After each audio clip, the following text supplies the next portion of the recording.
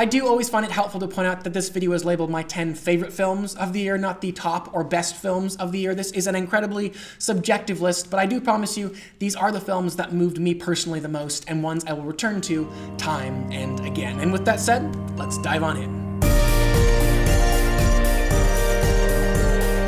Spider-Man 2 remains one of my favorite films in the superhero genre, and I thought Andrew Garfield was absolutely brilliant in the role of Peter Parker. Even so, seeing Tom Holland in a role that has been so near and dear to my heart for so much of my existence really did bring me back to why I fell in love with the character to begin with. Peter Parker is a kid. Dorky, awkward, and way too enthusiastic about everything. But at the same time, Spider-Man is hyper-intelligent, upstanding, and just plain cool. He was me and also everything I wanted to be. And having an actor who was sincerely and perceivably close in age to the character in many of the comics, as well as an individual who captured all those personality traits so effortlessly, was truly a joy. But it wasn't just that the filmmakers nailed it in the casting department, it was that they, for this, Spider-Man's third big screen go-around, and Sony and Marvel's first attempt to really fold this iconic character into an already well-established cinematic universe, was that they did it. They were able to make a thoroughly entertaining, standalone Spider-Man film, focused on that titular character, his journey, his growth, and his place in this now gargantuan franchise, including iconic elements from that larger franchise, yes, like Robert Downey Jr.'s Iron Man, but never allowing them to become a distraction. And I will be the first to admit that this studio in particular has had a rather difficult time crafting memorable and iconic villains as well as new action sequences in which they can throw down with the hero, which is why Keaton's The Vulture was so great. At the end of the day, what they really played up and what made him so very threatening was he was a grown man bodily threatening a young boy. And seeing that dynamic unfold was just fresh, chilling, and exciting. All this to say, I cannot wait to see where the character is taken next. I came upon this film only just a few weeks ago and really had no idea what to expect, having not even seen a trailer for it. And I've got to say, I wish I could watch more films like that, especially films like this, one in which I, the viewer, was taken to very comedic places, followed by very dramatic places, and then back again. It was just so rewarding watching a film that not only could balance those tones, but also do so in a way that kept me guessing and engaged, unable to predict exactly what was going to happen next. And even in the moments that this film approached cliche or even dared some Nicholas Sparks-esque developments, it always, every single time, would pivot, turn, or twist, making those cliches believable and true to the individuals found in this story. As such, it made absolute sense that this film was written by the real-life couple that it presented. Their love, their struggles, and their journey feeling so incredibly genuine. In a really interesting sort of way, this film also felt like a wonderful companion piece to this year's Get Out, able to explore social issues in an often pointed, even sometimes confrontational way, but always done so with the utmost sincerity and powerful authority. I believed that this character, this man, had walked through those situations and had endured that kind of racism, but also that through this film wanted us to better understand and know him, as well as the world that we all find ourselves in. There are a couple of performances this year that no matter how many times I've heard praised, I absolutely find value in praising yet again, and Margot Robbie's performance in I, Tonya was definitely one of those. Like the rest of the film, the way that that character was handled did much more than provide me with this perfectly accurate, true-to-life representation of who that woman was and what happened to her back in the 1980s and 90s. What it did do, and what Miss Robbie's large, energetic, passionate, crazy performance did capture, was a feeling that did feel emotionally true to those historical events, bringing to those often stranger-than-fiction real-life happenings a level of understandability and, dare I say, relatability.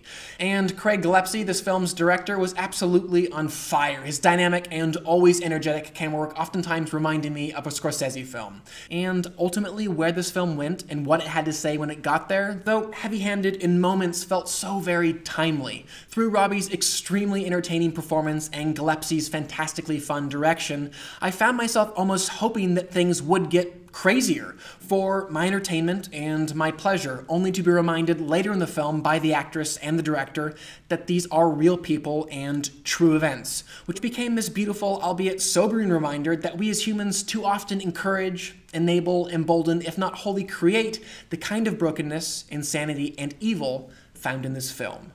And that a film could present that message with such energy and strength really did make it worthy of this list. If you were to have told me at the start of this year that a coming-of-age story was going to make my top 10 list, I would have been rather skeptical, if only because it's a genre that has been done a lot, and a number of times done so brilliantly. Unfortunately, that also means that there are certain beats, certain character types, certain situations, and certain character arcs that we've seen play out in this genre time and again, which just makes new coming-of-age films incredibly difficult to distinguish themselves. But what writer-director Greta Gerwig did on this, her solo directorial debut, like The Big Sick, was just so very fresh, personal, and engaging. Additionally, even while we've seen coming-of-age stories in one medium or another for hundreds of years, every generation is different in some ways than the one previous, making their maturations different as well, if only slightly. And I really did feel like this film captured so well the fears and desires that I myself, as well as many others in my generation, have had to grapple with as we've grown up. Something else that this film did beautifully was present the parents' perspective in this really three-dimensional way. They weren't simply these dictatorial authority figures making the lead characters' lives living hells, but real-life humans with understandable and relatable problems of their own. And having a film that presented both the young and the old so sincerely and empathetically allowed me to draw this beautiful connection between my younger self and the person I find myself to be today. I do genuinely mean this as a compliment, but I really don't think that writer-director Paul Thomas Anderson cares at all what I think of his films. And by that I mean, in the best possible way, all of them feel like they're for him and utterly of him.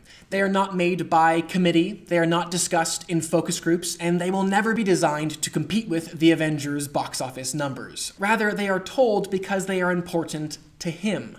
In watching Phantom Thread, I felt like I was getting this really privileged peek into that man's mind. In watching Daniel Day-Lewis's Reynolds, for example, this insecure, moody, often petulant individual enslaved to his emotions and held captive by his need for the world to be a certain way, I felt like I wasn't just getting to know a fictional fashion designer, I was getting to know a real-life film director. And then, in this really wonderful, seemingly paradoxical way, that very personal approach also made this film very relatable. The more specific and personal that P.T. Anderson got, the more universal and connectable the themes and characters became. So yes, Alma and Reynolds' external lives may have been so very different to ours, but internally their fears and desires were quite empathetic. Visually, too, this film was absolutely a triumph, reminding me of the classiness of films of yesteryears, perfectly showcasing the beauty and impressiveness of a world-famous fashion designer, while also remaining simple enough as to allow me, who's very much not that, to feel connected and involved. Ultimately, there remains something wonderfully mysterious about the way that P.T. Anderson accomplished all that he did on this film, and something uniquely delightful about the truly bizarre places that he took me narratively and tonally, all of which just drew me in this strangely intoxicating way, gently inviting me not to just look, but look closer and closer, encouraging me both to wonder, who are these individuals, as well as ask, who am I? Star Wars. The 8th episode in this intergalactic franchise did a lot. For some, it did a lot wrong, and for some, it did a lot right, and still for others, like myself, it did a bit of both. But for me, it did far more good than bad, which is a very high compliment because writer-director Rian Johnson really had a monumental task not only crafting the middle installment of a trilogy, the first chapter of which he had little to no influence over, but also an entry in a near 9-film series. And with so many masters to serve, I found it so refreshing that he was able to produce a film that felt like a Star Wars film, yes, but also a Rian Johnson film. Star Wars creator George Lucas, in crafting his films, didn't try to empty himself and figure out how Stanley Kubrick or Francis Ford Coppola, say, would make a space epic. No! He made films that poured out of him. His whims, his desires, and his passions, and that's what I wanted from Rian Johnson on The Last Jedi. And for me, the most overt example of him successfully doing just that was found in the relationship between Kylo Ren and Rey. The way that he specifically handled those characters brought such renewed life and fresh vigor to this film. The connection that he created between them and the way that he dramatized it, so unique and exhilarating.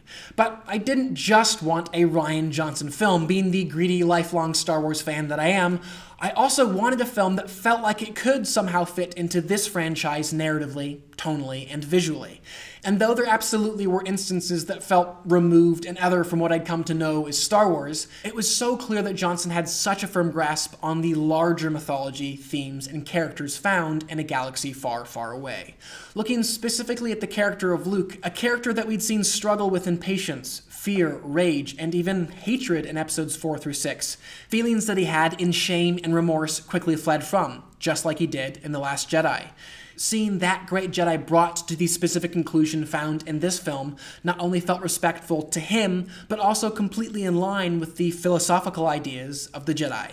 And of course, I can't overlook the plethora of beautiful images and really exhilarating action sequences, from the opening bomber sequence, to the throne room showdown, to the crate battle. In short, thank you, Star Wars. I love Edgar Wright. I love his action, I love his comedy, I love his characters, I love his stories, and most of all, I love the way that he presents all of those elements. Though they feel so effortless in that presentation, as a filmmaker, I know just how effortful the capturing of those elements must have been. The way that the characters moved and almost danced to the outstanding soundtrack, the way that the camera work complemented and augmented that movement, and the way that an edit cut to the pulse of the drum beat. All of it was just so exhilarating, entertaining, and one of a kind. This film is also so lean and tight, with such a simplicity to its narrative and characters. And that is absolutely a compliment. Baby Driver knew exactly what it wanted to accomplish, did so expertly, and then got out. And Darkest Hour is directed by the other English director with the last name of Wright that I absolutely adore. Now, I'll admit, when I first heard that director Joe Wright was tackling a story about Winston Churchill, I was rather nonplussed, feeling that he'd already tackled that time period and done so beautifully with his film Atonement. But boy, was I wrong. This film may be set in the exact same weeks as Mr. Wright's other World War II film, but it offers such a different perspective in an equally compelling and valuable way. In a number of ways, this film reminded me of Steven Spielberg's Lincoln, just in that it was handling this larger-than-life character willing to acknowledge and explore the ways that he was truly larger-than-life as an individual, but also remind us that he was a human with insecurities, fears, doubts, and flaws. And so, though my initial assumption was that this film would be more political and less personal than Atonement, I was so pleased that my primary takeaway from Darkest Hour was the extremely personal portrait that it painted of Mr. Churchill.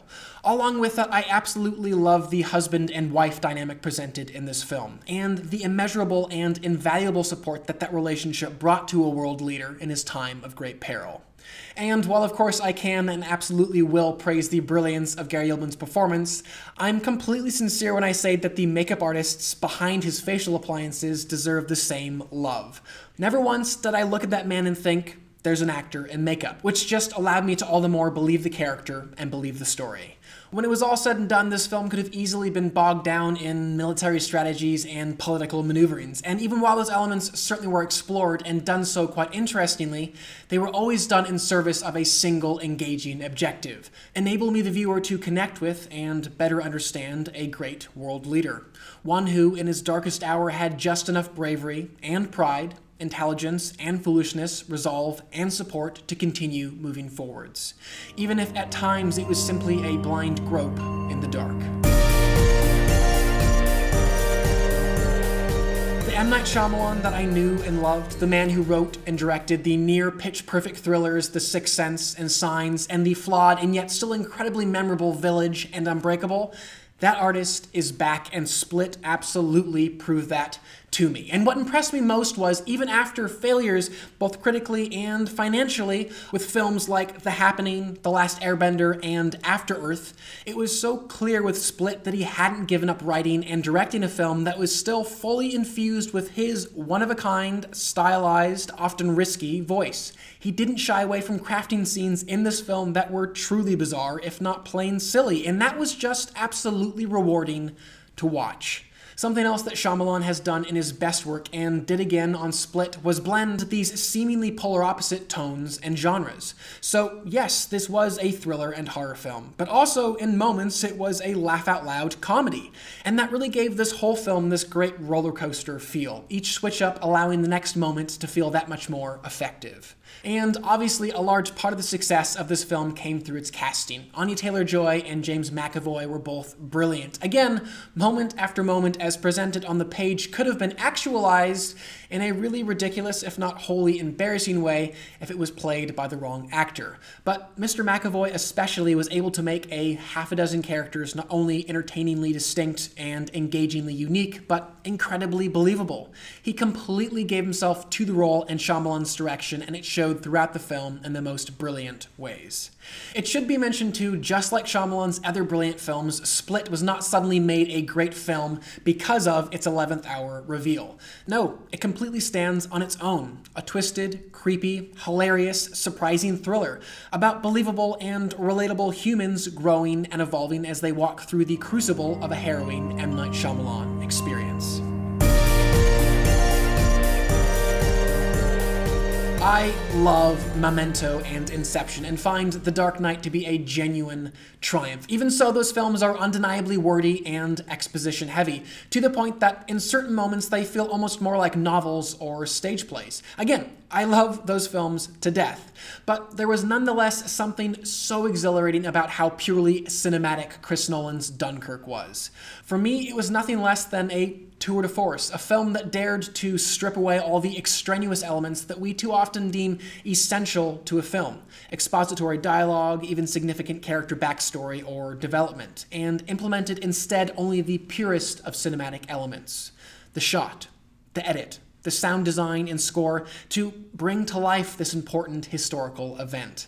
And what that did for me was awaken this primal emotional response. Instead of being told what this experience was like, or explained its stakes, or informed about the individuals that endured it, I was made to experience it.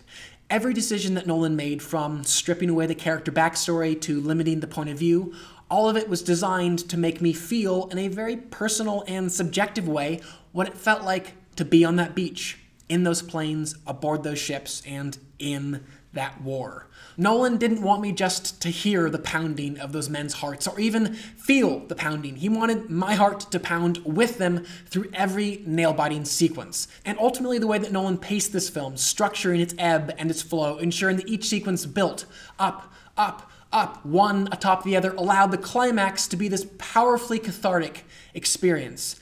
And by the film's end, with the characters, I too collapsed, made so acutely aware of their fears, their anxieties, their shames, but also, ultimately, their hope.